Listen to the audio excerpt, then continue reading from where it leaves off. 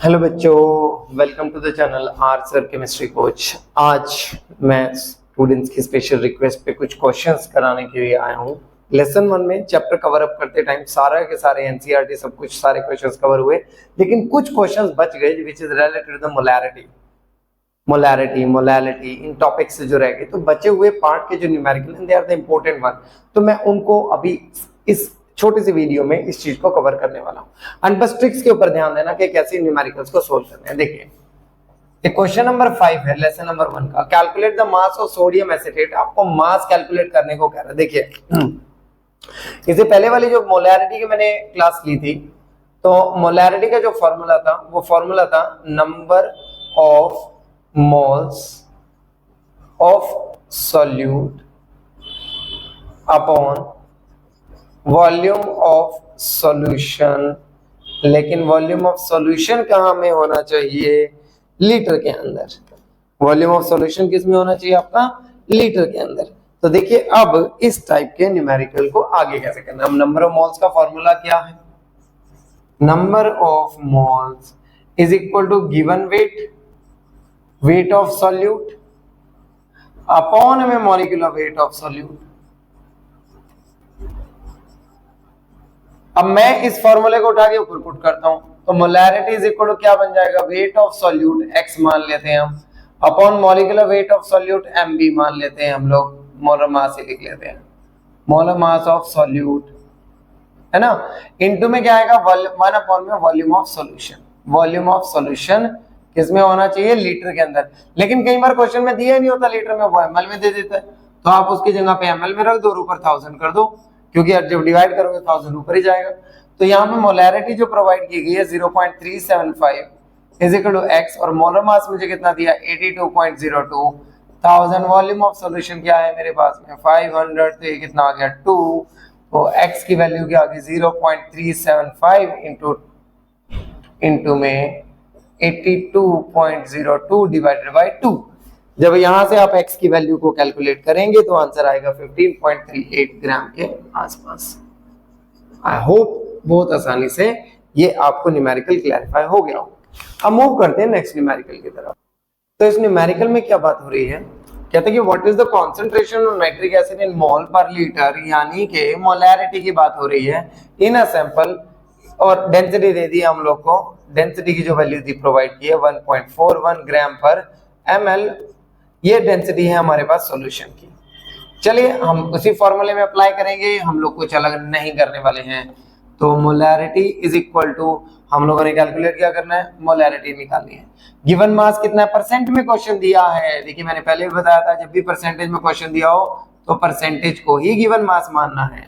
और HNO3 का molar mass कितना होता है? HNO3 का H का मास 1, नाइट्रोजन 14 और 3 इंटू में 16, टोटल कितना आ गया? 63। तो 69 अपॉन में क्या आ गया? 63 मेरे पास में गिवन मास हो गया, मोलर मास भी हो गया, दोनों चीज पुट कर दी, इनटू में क्या आ जाएगा? 1000। लेकिन अब प्रॉब्लम क्या आ गया? मेरे पास वॉल्यूम ऑफ सॉल्यूशन नहीं है, क्योंकि इसने जो मुझे दिया है परसेंटेज मास में दी है। तो डेंसिटी इज इक्वल टू क्या फॉर्मूला है? Mass upon volume. तो volume is equal to mass upon में क्या हो जाएगा? डेंसिटी। मास कितना परसेंटेज में क्वेश्चन है, तो 100 पर आएगा, क्योंकि जब भी 69 दिया तो ये सॉल्यूट होता है, ये सॉल्यूशन होता है। तो 100 आ गया, और डेंसिटी कितनी है? 1.41। बस इस वैल्यू को यहाँ पुट कर दीजिए। कितना आ गया? 100 अपॉन में 1.41 यानी 69 अपॉन 63 इंटू में 1000 अपॉन 100 इंटू 1.41, यहाँ से कितना आ गया? 10। तो 69 इंटू में 14.1 अपॉन में 63। आप लोगों ने इसको जस्ट कैलकुलेट करना है, और कैलकुलेट करने के बाद जो हमारे पास आंसर आने वाला है वो है 15.44 मोलर। आई होप बहुत आसानी से समझ आ गया होगा, ट्रिक सबको क्लैरिफाई हो ही होगी। चलते हैं हम नेक्स्ट पे। हम देखिए और बात करते हैं क्वेश्चन नंबर 11 एंड 12 की। देखिए तो क्या आने लग रहा है? What is the concentration of sugar in mole per litre. देखिए फिर से बात होगी, मोलैरिटी ही निकालनी है। तो चलिए जी, अभी जो ट्रिक दी थी क्या था formula? Molarity is equal to given mass upon में मोलर मास इनटू में 1000 अपॉन में वॉल्यूम ऑफ सॉल्यूशन किसमें होना चाहिए? ml के अंदर। ठीक है, तो अब what is the concentration of sugar, मुझे मोलैरिटी निकालनी है। गिवन मास कितना दिया है? 20 ग्राम। मोलर ये मोलर मास है भाई, मोलैरिटी मत मान लेना। मोलर मास क्या है? शुगर का फॉर्मूला क्या है? C12H22O11। तो 12 इंटू 12, 22 इंटू 1, 11 इंटू 16, मास आ गया 342 ग्राम पर मोल।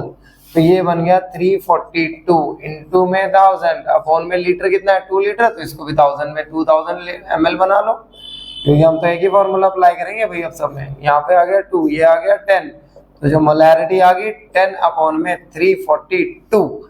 और जब हम लोग इसको डिवाइड करेंगे तो आंसर जो आएगा डिवाइड करने के बाद, that is 0.029 mole litre inverse. देखिए कितना सिंपल था।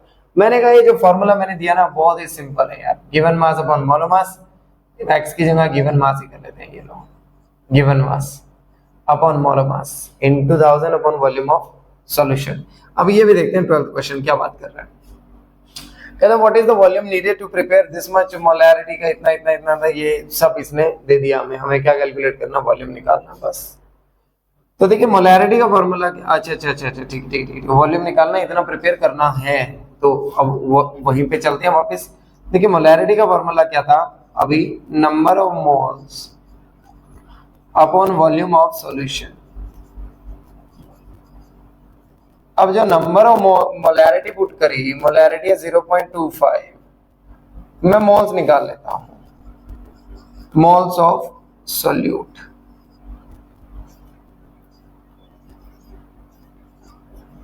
ठीक है, मोल्स ऑफ सोल्यूट निकालने का। वॉल्यूम मेरे पास कितना है? 2.5 लीटर। तो जो मेरे पास नंबर ऑफ मोल्स आ गए भाई यहां से, अब वो कितना आ गया? 0.625 मोल बन गए। ठीक है, अब इस मोल से गिवन मास निकाल लेते हैं हम लोग। मोल का फॉर्मूला क्या होता है? Given mass. अब गिवन मास किसका है? Mass of methanol CH3OH upon में molar mass of CH3OH। Molar mass है, मोलर मास ऑफ CH3OH। अब मास ऑफ CH3OH मुझे निकालना है। मोल की वैल्यू मेरे पास आ रही है 0.625 is equal to x upon में इसका जो मास होगा कर लो भाई कैलकुलेट, कितना बना? 12 plus 3 plus 16 plus 1, total count करो कितना बन गया? 32 ग्राम। तो ये आ गया 32 ग्राम। तो x की वैल्यू आ गई 0.625 इंटू में 32, यानी ऑलमोस्ट 20 ग्राम के आसपास आ गया, मोटा मोटा मेरे पास है। अब खुद देखिए, अब आगे पार्ट में क्या कहने लग रहा है? डेंसिटी की वैल्यू दे रहा है, और डेंसिटी की वैल्यू कितनी दी है कि भाई इतने केजी होगी इतने लीटर में, यानी चेंज कर लेते हैं क्योंकि मेरा जो क्वेश्चन आया 32 ग्राम्स के अंदर आया, तो यानी कि 0.793 into 10⁻³ grams of methanol present in, कितने में प्रेजेंट है भाई? 1 लीटर मतलब 1000 ml।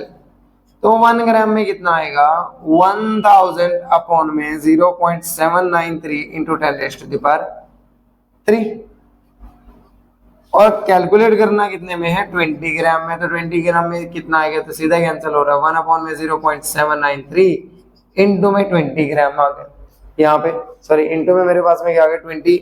अब मेरे पास जो आंसर आएगा ml में आएगा, तो आंसर जो आया मेरे पास में वो बन गया 25.2 ml, यानी आंसर क्या आ गया? 25.2 ml। आई होप ये भी चीज आप सबको व्यूअर्स क्लैरिफाई हो गई है।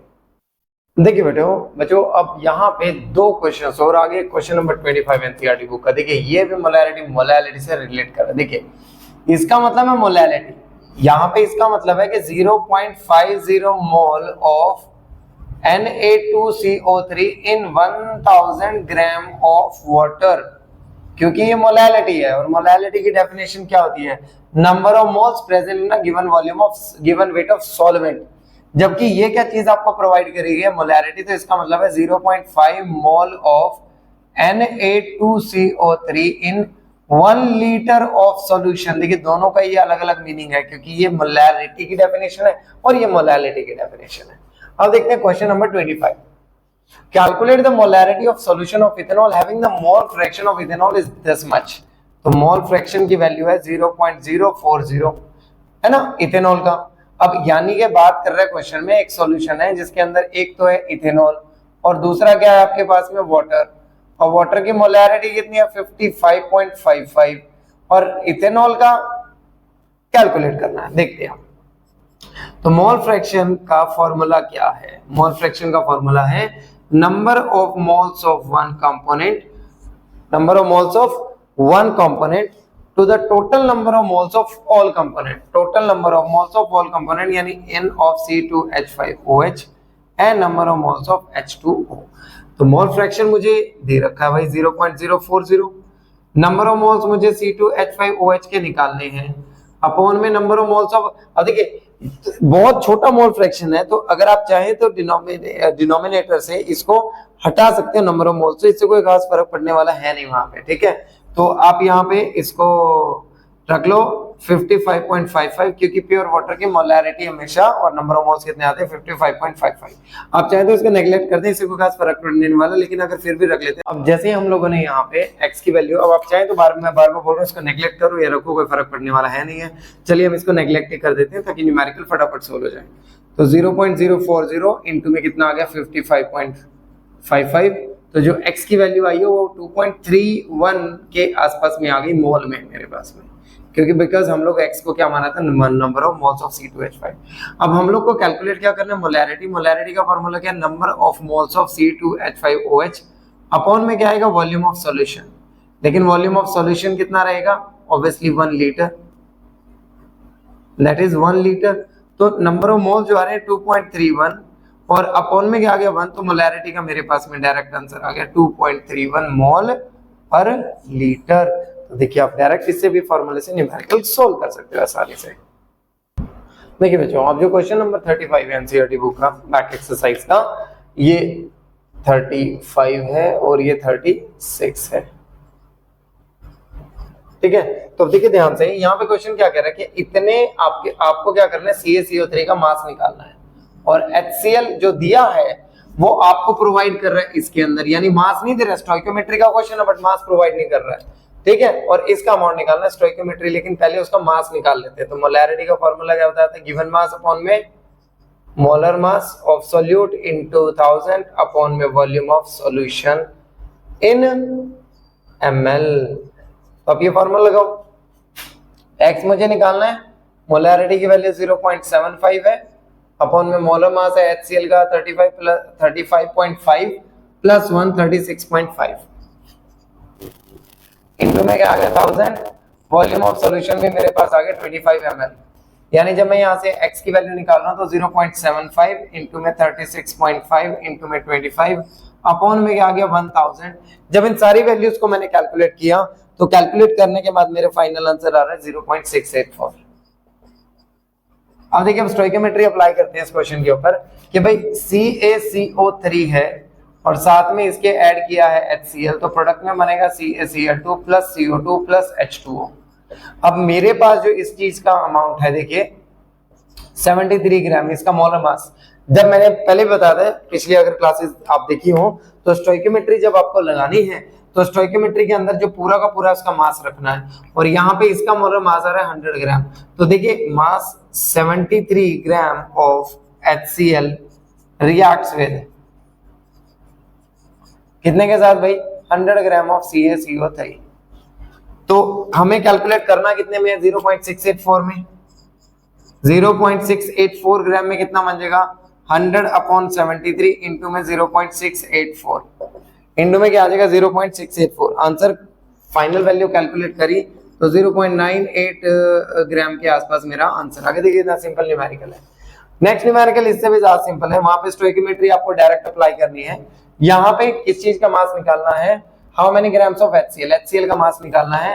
HCl 4 इंटू में 36.5 तो ये आपका बन जाएगा 146 ग्राम।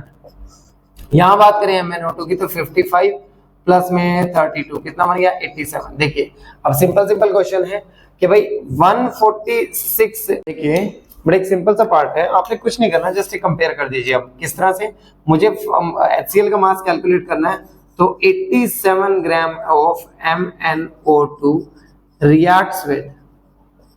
reacts with how much अगर मैं देखूं तो मेरा मास कितना आ रहा है 146 ग्राम, 146 ग्राम ऑफ HCl। अब कैलकुलेट कितने में करना है 5 ग्राम में, तो 5 ग्राम में कितना बनेगा 146 अपॉन 87 इंटू में 5 ग्राम, इंटू में क्या आ जाएगा मेरे पास में 5 ग्राम। जब मैं पूरी वैल्यू को यहाँ से कैलकुलेट करता हूँ तो मेरा जो आंसर है वो आएगा 8.39 ग्राम, 8.39 ग्राम। आई होप व्यूअर्स आप सबको ये न्यूमेरिकल्स अच्छे से क्लैरिफाई हुए हों, क्योंकि मेरे पास भी कुछ स्टूडेंट्स की क्यूरीज आई थी, that's why I am making that video. तो अगर डाउट क्लियर हुए तो प्लीज सभी से मेरी रिक्वेस्ट है कि और जितने भी डाउट आते हैं प्लीज कमेंट सेक्शन में आप जरूर लिखें, वहां पे किसी भी तरह के डाउट हो किसी भी क्वेश्चन में, तो I'll solve it, I'll make video on it. So it's my request to everyone, kindly like, share and subscribe the channel. Thank you.